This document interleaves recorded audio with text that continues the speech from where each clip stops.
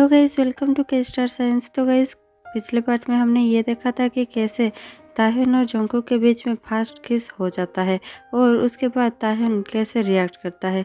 तो आज हम देखेंगे कि उनके स्टोरी में नेक्स्ट क्या क्या होता है। तो चलिए बिना टाइम गवाए शुरू करते हैं। अगले दिन जब जोंगकुक अपने स्कूल के लिए बस लेता है तो उस बस में कोई भी नहीं होता सिवाय ताह्युन के। ताह्युन पहले से उस बस में बैठा हुआ होता है। जैसे ही जोंगकुक उस बस में चढ़ता है और जाकर सीट पर बैठ जाता है तो उसके पास ही ताह्युन नजर आता है। वो डर कर चीखने लगता है और कहने लगता है, तुम यहाँ पर क्या कर रहे हो? इस बस में तुम्हारा कार कहाँ है? तुम तो इतने ज़्यादा रिच हो ना, तुम्हारा कार कहाँ है? तुम इस बस में क्या कर रहे हो? और वैसे भी ये बस में तो हमेशा इतनी ज़्यादा भीड़ लगी रहती है, लेकिन आज ये बस इतना ज़्यादा खाली क्यों है? ये सब सुनने के बाद ताह्युन इरिटेट होने लगता है और इरिटेट होते होते कहने लगता है, क्योंकि ये बस को मैंने खरीद लिया है। उसके बाद जोंगकुक कुछ नहीं कह पाता और थोड़ी देर बाद ही कहता है, क्या तुमने ये बस खरीद ली? तुम क्या करना चाहते हो? और इसके बाद ही ताह्युन और जोंगकुक बहुत ज़्यादा लड़ाई करने लगते हैं और उन दोनों में लड़ाई होते होते जोंगकुक कहने लगता है, बस रोको। इसके बाद ही ड्राइवर कहने लगता है, सॉरी लेकिन ये बस 2 स्टॉप के बीच में नहीं रुकती और अगला स्टॉप आने तक आपको इंतज़ार करना पड़ेगा। इतने में ही ताह्युन चिल्लाने लगता है, बस मत रोकना, मैंने तुम्हें पैसे दिए हैं। और इसके बाद ही जोंगकुक कहता है, तो फिर ठीक है, तुम अगले स्टॉप पर बस रोक देना। इतने में ही कोई पीछे से कार में आता है और बस के सामने कार को रख देता है। बस का ड्राइवर ना चाहते हुए भी बस में ब्रेक लगा देता है और बस रुक जाती है। बस का रुकते ही जोंगकुक चिल्लाने लगता है, दरवाज़ा खोलो। और फिर दरवाज़ा खुलते ही जोंगकुक बाहर निकल जाता है। उसके पीछे पीछे ताह्युन भी आने लगता है, लेकिन बस के सामने कार रोकने वाला और कोई नहीं बल्कि ताह्युन की बड़ी बहन ही थी। और जैसे ही ताह्युन जोंगकुक की ओर बढ़ता है, ताह्युन की बहन उसे एक खींचकर चांटा मारती है। ताह्युन वहाँ पर गिर जाता है और फिर उठकर कहने लगता है, तुम पागल हो क्या? तुमने मुझे ऐसे क्यों मारा? ताह्युन की बहन कहने लगती है, देखो तुमने इसे कितना ज़्यादा डरा दिया है। और फिर वो जोंगकुक से कहने लगती है, तुम्हें डरने की कोई ज़रूरत नहीं है, मेरा ड्राइवर तुम्हें स्कूल छोड़ देगा। वैसे भी मुझे इसके साथ कुछ बात करनी है, तुम मेरा कार लेकर जा सकते हो।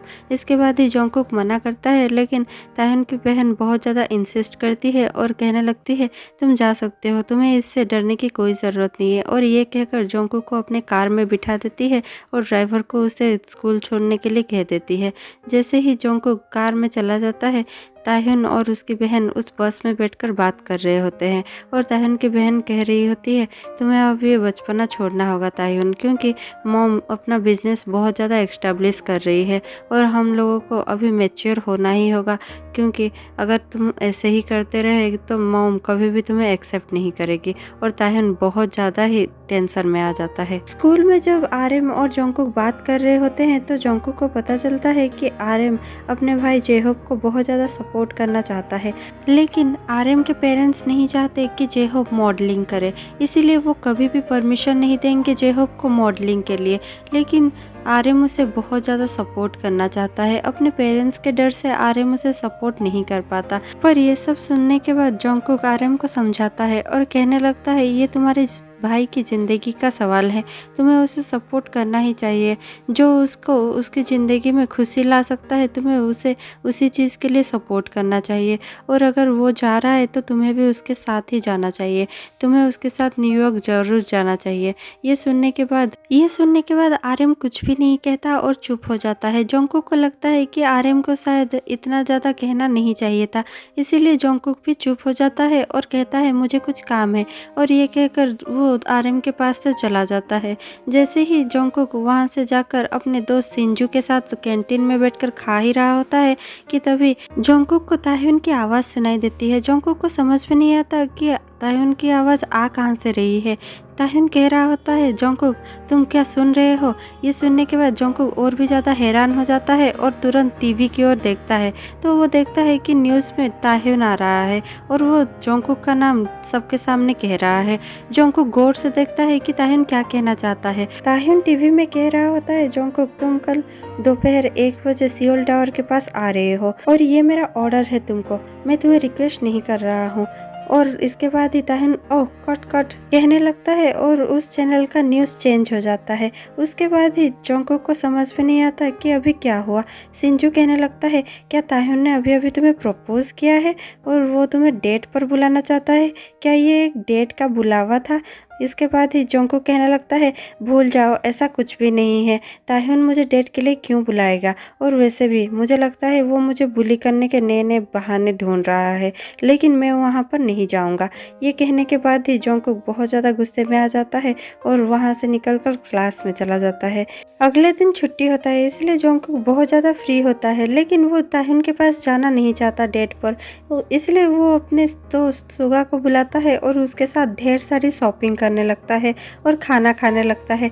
वो कहने लगता है कि हम आज दिन भर साथ बिताएंगे, और सुगा भी खुश हो जाता है और दोनों एक साथ घूमने लगते हैं। लेकिन जैसे ही थोड़ी शाम होने आती है तो बहुत ज़्यादा बारिश होती है और जोंगकुक मन ही मन में सोच रहा होता है कहीं ताहिन उसके लिए उस सियोल टावर के पास वेट तो कर नहीं रहा होगा। और ये सब सोचने के बाद जोंगकुक को कुछ अच्छा नहीं लगता और वो तुरंत अपना अम्ब्रेला लेता है और सुगा को कहने लगता है तुम यहीं पर रुको या फिर घर चले जाना, मेरा वेट मत करना, मुझे थोड़ा सा लेट हो सकता है। उसके बाद ही वो भागते हुए सियोल टावर के पास चला जाता है और जाकर देखता है कि वहाँ पर ताहिन पूरे बारिश में भीगते भीगते उसका वेट कर रहा है। उसके बाद ही जोंगकुक को बहुत ज़्यादा बुरा लगता है और वो ताहिन को देखने के बाद बहुत ज़्यादा स्लो हो जाता है और स्लोली उसके ओर बढ़ने लगता है। ताहिन भी उसे देखता ही रहता है और दोनों एक दूसरे को देखते रहते हैं। जैसे ही जोंगकुक उसके पास पहुंचता है और अपना अम्ब्रेला उसके ऊपर भी रख देता है तो ताहिन कहने लगता है ओ तुम कहाँ थे अब तक, मैं तुम्हारा कब से वेट कर रहा हूँ, तुम्हें मैंने कब आने को कहा था, मैंने तुम्हें कहा था दोपहर 1 बजे आने के लिए और तुम अब आ रहे हो, देखो मैं पूरा का पूरा भीग चुका हूँ। उसके बाद जोंगकुक भी चिल्लाने लगता है मैंने तुम्हें कहा था क्या यहाँ पर भीगने के लिए, यहाँ पर बहुत सारे शेड्स भी हैं, तुम उनके नीचे जा सकते थे और खुद को बचा सकते थे, तुम्हें किसने कहा था बारिश में से भीगते हुए खड़े रहने के लिए। ताहिन कहने लगता है मुझे अब तुम गुस्सा दिला रहे हो, मुझे अब तुम ज़्यादा गुस्सा मत दिलाओ और चलो मेरे साथ। इतना कहने के बाद ही जोंगकुक और ताहिन अपने डेट को शुरू करने लगते हैं और वो दोनों घूमते घूमते आइसक्रीम खाने लगते हैं और फिर बहुत ज़्यादा खुशी होकर घूमने लगते हैं।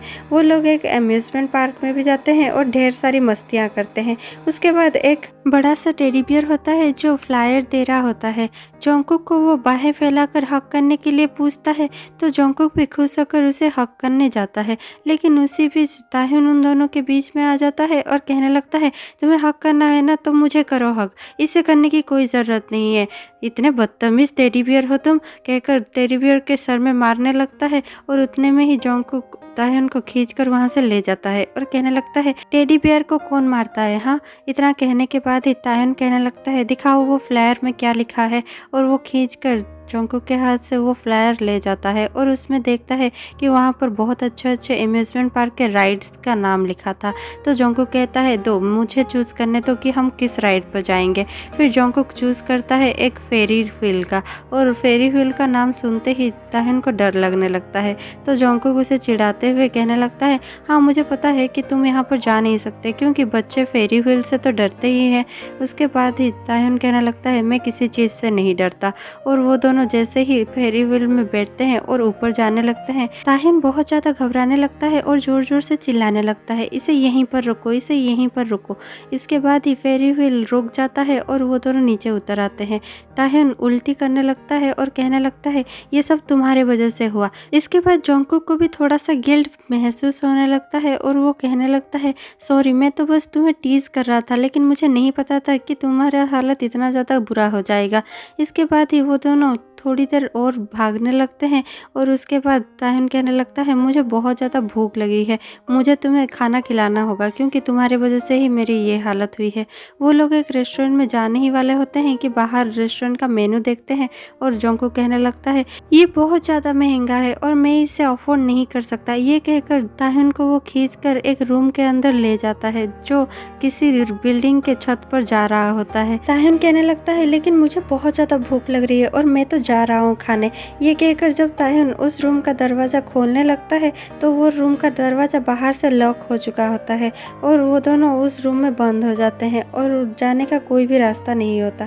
ताह्युन बहुत ज़्यादा गुस्से में आ जाता है और कहने लगता है, ये सब तुम्हारी वजह से हुआ, ना तुम मुझे खींचकर यहाँ पर लाते और ना ही हम यहाँ पर कैद हो जाते। अब हम क्या करेंगे बोलो, हम रात भर यहीं पे रहने वाले हैं क्या? उसके बाद ही जोंगकुक बहुत ज़ोर ज़ोर से हेल्प हेल्प चिल्लाने लगता है, लेकिन कोई भी उनकी बातें नहीं सुन पाता और वो दोनों वहीं पर कैद हो जाते हैं। थोड़ी देर बाद ही जोंगकुक देखता है कि ताह्युन की हालत खराब हो रही है और वो धीरे धीरे ताह्युन की ओर बढ़ता है और ताह्युन को कहने लगता है, ताह्युन क्या तुम ठीक हो? तुम मुझे ठीक नहीं लग रहे हो। और फिर ताह्युन के पास जाता है और अपना हाथ उसके माथे पर रखकर देखने लगता है और कहने लगता है, अरे तुम तो पूरे के पूरे जल रहे हो, तुम्हें तो बुखार है बहुत ज़्यादा। और फिर अपने पर्स से एक मेडिसिन निकालता है और ताह्युन को देता है और कहने लगता है, ये खा लो, तुम ठीक हो जाओगे। उसके बाद ही ताह्युन गुस्से में कहने लगता है, ये सब तुम्हारी वजह से हुआ और वैसे भी मैं मेडिसिन ऐसे ही नहीं खा सकता, मैं बिना प्रेस्क्रिप्शन के मेडिसिन नहीं खाता, तुम्हें ये समझ जाना चाहिए। तो ताह्युन को जोंगकुक बहुत ज़्यादा खींचने लगता है और कहने लगता है, मेडिसिन तो तुम्हें खाना पड़ेगा वरना तुम्हारा बुखार नहीं उतरेगा। और ऐसे ही खींचते खींचते ताह्युन नीचे गिर जाता है और फिर जोंगकुक ज़बरदस्ती ताह्युन का सर अपने गोद पर रख देता है और ताह्युन को ज़बरदस्ती वो मेडिसिन खिला देता है और फिर पानी भी पिला देता है और कहने लगता है, रुको अब थोड़ी देर में तुम ठीक हो जाओगे। फिर जोंगकुक के गोद में सर रखकर ताह्युन सोया ही रहता है कि ताह्युन कहने लगता है, क्या ये सच बात है कि उस रेस्टोरेंट के एक प्लेट के नूडल का दाम बहुत ज़्यादा था तुम्हारे लिए? जोंगकुक कहने लगता है, हाँ तुमने सही समझा, तुम्हें शायद ये नहीं पता हो लेकिन हमारी घर की हालत इतनी भी अच्छी नहीं है और मेरे लिए वो अफोर्ड करना बहुत ज़्यादा बड़ी बात होगी। उसके दाम में तो मेरा पूरा परिवार एक बार का मील खा लेगा। इतना सुनने के बाद ताह्युन को कुछ समझ में नहीं आता और वो कहने लगता है, अगर ऐसी है तुम्हारे परिवार की हालत तो तुम लोग कैसे रहते होगे? मुझे तो सोचकर भी बहुत ज़्यादा घबराहट महसूस होती है। और उसके बाद ही जोंगकुक कहने लगता है, हाँ सब कुछ मैनेज हो जाता है, हम लोग एक परिवार जैसे ही रहते हैं और हमेशा एक दूसरे के साथ ही खड़े रहते हैं। जैसे कि देखो, अब रात में अगर मैं घर नहीं जाऊंगा तो मेरे मम्मी पापा बहुत ज़्यादा परेशान हो जाएंगे, तुम्हारी मम्मी परेशान नहीं होंगी क्या? इसके बाद ही ताह्युन बहुत ज़्यादा उदास होकर कहने लगता है, नहीं मेरे घर में कोई भी नहीं है जो मेरे लिए फ़िक्र करे या फिर ये सोचे कि मैं क्यों नहीं आया घर। मेरे लिए सोचने वाला घर में कोई भी नहीं है। मैं कहाँ जाता हूँ, कहाँ रहता हूँ, घर लौटता हूँ या नहीं, अगर मैं बहुत दिनों तक भी घर नहीं लौटा तब भी कोई नहीं पूछने वाला। ये सब कहकर ताह्युन बहुत ज़्यादा उदास हो जाता है और धीरे धीरे उसे नींद आ जाती है और वो सो जाता है। जब सुबह ताह्युन की नींद खुलती है तो वो देखता है कि वो जोंगकुक के गोद में सोया हुआ है।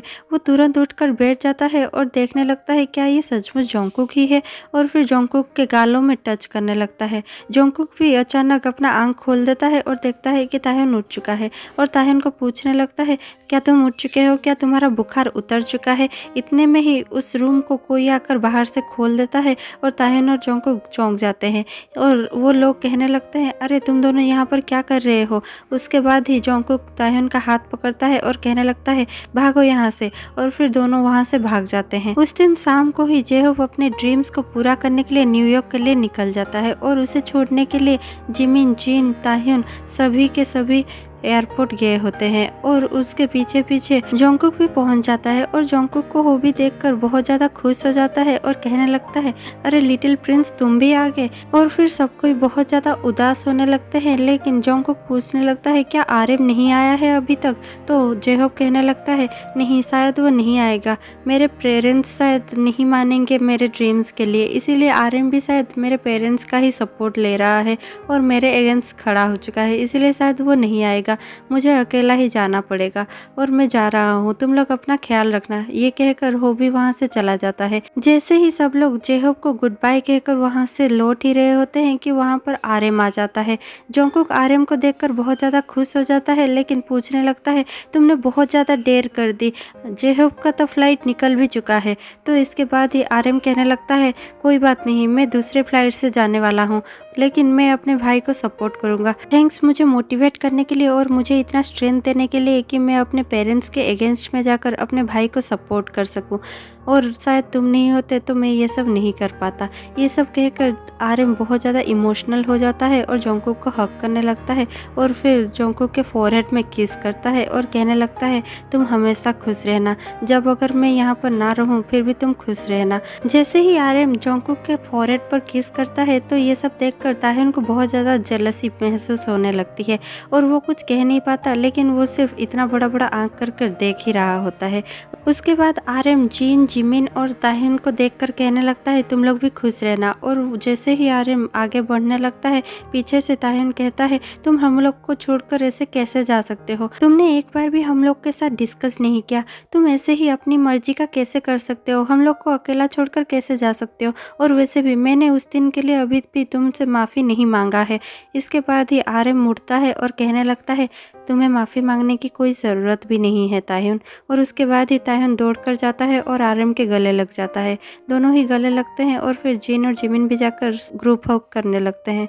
उनके ग्रुप हग के बाद ही आर्यन कहने लगता है तो फिर मैं अब चलता हूँ, फिर मिलते हैं। इतना कहकर आर्यन वहाँ से चला जाता है। इस पार्ट में इतना ही। अगर आपको ये पार्ट अच्छा लगा हो तो प्लीज़ लाइक शेयर सब्सक्राइब करना मत भूलिएगा, और ये पार्ट आपको कैसा लग रहा है प्लीज़ कमेंट पर ज़रूर बताइएगा, और सब्सक्राइब कर बेल आइकन प्रेस करना मत भूलिएगा।